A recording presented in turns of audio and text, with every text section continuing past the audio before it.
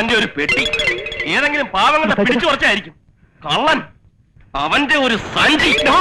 പോടാ ഗോപാലകൃഷ്ണൻ, നീ എന്തായി മത്തായിച്ചൻ ഒരു അക്ഷരം പറയരുത്. ഒരക്ഷരോ? ഏതക്ഷരം? മത്തായിച്ചൻ ഈ പ്രശ്നത്തിനകത്ത് ഇടപെടണ്ടെന്ന്. വേണ്ടേ? വേണ്ട, നിന്ന് കുണുങ്ങാതെ ഇറങ്ങി പോടാ. അവിടെ എന്താ നിന്റെ പേര്?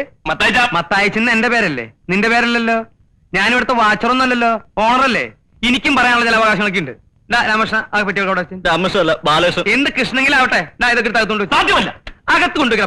അവനിവിടെ താമസിച്ചാൽ ഞാൻ ഇവിടെ താമസിക്കുന്ന പ്രശ്നമേ ഇല്ല. വേണ്ട, എനിക്കൊരു നിർബന്ധമില്ല. അവനിവിടെ താമസിക്കുന്ന മത്തായിച്ചൻ ഓശാരത്തിനൊന്നല്ലോ, കാശ് എന്നിട്ടല്ലേ. ഓ, അവന്റെ വാടക ഞാൻ തന്നെ തീർന്നല്ലോ. 2 കൊല്ലായില്ലേ ഇവിടെ താമസിക്കാൻ തുടങ്ങിയിട്ട്. ഒരു 10 പൈസ നിന്റെ കൈ കൊണ്ട് എനിക്ക് തന്നിട്ടുണ്ടാ.